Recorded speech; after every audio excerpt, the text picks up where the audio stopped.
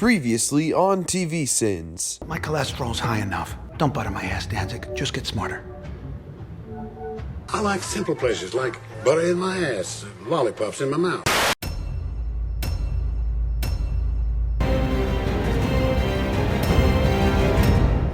I took a lot of crap for sending these opening credits for being too long the first time we did Thrones. And sure, the beautiful ever-changing scenery over the glorious theme is a thing of wonder, but it's also almost 2 minutes long. My hands are tied here. A man who passes the sentence must swing the sin.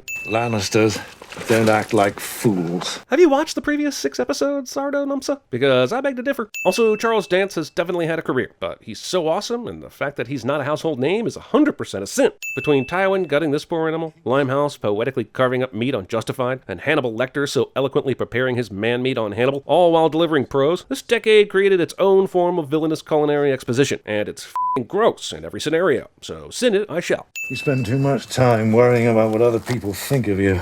Well, since he's f***ing his sister, maybe he should. Your mother's dead.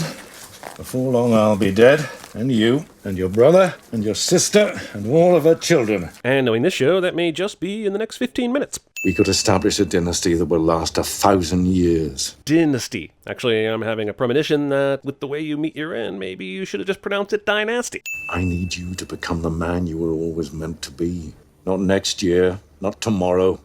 Seriously, the way this show builds characters, relationships, motives, and dynamics is otherworldly. In just 4 minutes, we completely understand this father-son dynamic in both the words and the grotesque yet symbolic skinning of the animal as it's said. Off with his sin! Jamie and I are more than brother and sister. We shared a womb. Came into this world together, we belong together. Oh. And that night he crawled on top of me stinking of wine and did what little he could do. And he did what little he could do? Who wrote this? Dr. George R.R. Seuss? When the king returns from his hunt, I'll tell him the truth. You must be gone by then. You and your children. I will not have their blood on my hands. Finally, a show that understands that real integrity and heroism can be stronger than an anti-hero. I can't wait to see how Ned rises to king and rules with justice and compassion. I've made many mistakes in my life. National Treasure? Ronan? Don't Say a Word? The Island? The Hitcher? When you play the Game of Thrones, you win.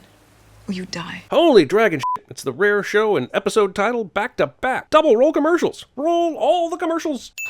No, no, no, no. Do you have any idea how ridiculous you sound? Thrones still forcing in the unnecessary training the prostitutes how to have fake orgasms for a full 3 minutes scene, because you can't spell Game of Thrones without a little TNA. Well, I mean, you could, but it would be pronounced Gamee of Heroes. Well, no one wants that. And only by admitting what we are can we get what we want. Nice try, squeezing some character work into this soft-core thronography, but there is no way Littlefinger would be spilling all this to his employees. In civilized lands, you refer to your betters by their proper titles. And what's that? Lord. Why? Discount Selma Blair would be excellent at TVSins. You're from south of the wall. That makes you a southerner to me. Walls. A tale as old as time. Do you want to lose that chain? 50 Shades of Greyjoy? Why would they have any opening like this at the top of the wall? They could at least put up whatever the equivalent of a guardrail would have been. Seems like you're just asking to lose at least a few soldiers a year to fall into their death. Jack Gleason has some great moments on this show. His attempt to show grief in this scene, well, it's not one of them. Go on. You don't want to see this. I like this Joffrey kid. Can't wait to see him mature under Ned's guidance and bring honor and redemption to his family. That's gonna be such a heartwarming tale. In the name of Robert, of the House Baratheon. I get this isn't exactly a democratic nation, but I would think having 1 or 2 witnesses here would be required, or at the very least, smart. Who gave the king this wine? His squire, from the king's own skin. His squire, the Lannister boy. Dun dun dun! Ned already knows what the Lannisters are up to. Not sure why this plot development needs to be treated as such a surprise, or even mentioned.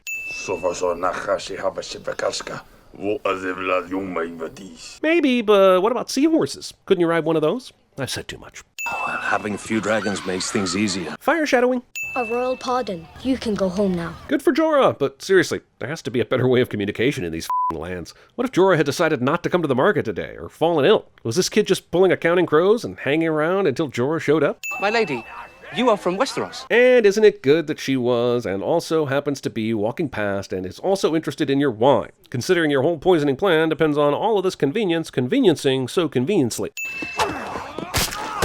Scorpion Sting. You came alone, in chains, without friends or honor. Is this supposed to be a motivation speech or a death sentence? You're allowed to look happy. I mean, they don't call him Kit Happyface Harrington for nothing. What the f*** is going on with the back of this guy's cloak? Does he have a tail? Is he a dragon? Having no resolution to this might be the episode's biggest sin of all.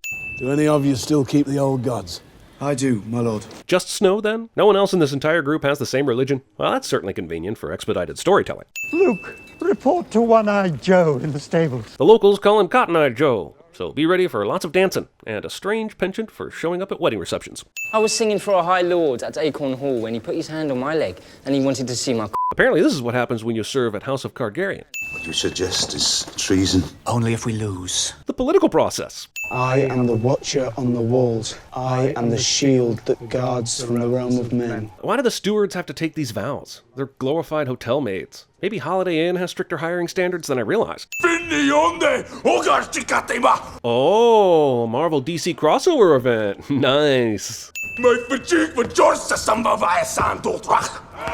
Now this is a pep talk. They should seriously think about hiring Cal for the Night's Watch speeches.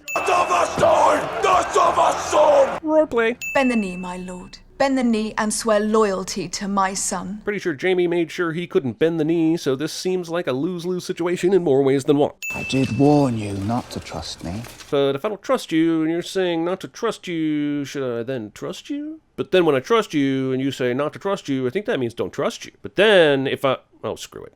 I think about this too long, I'm going to lose my head over it. Watch me. I'll do the fingering. Now you turn a 360 on me. 180. If I did a 360, I'd go completely around and end up back where I started. Oh, yes. I'll have what she's having. You're a very lucky girl, do you know that? You've got to ask yourself one question. Do I feel lucky? Well, do you, punk? 'Tis but a scratch. I've had worse. Permission to come aboard. When Cameron was in Egypt's land, I must break you.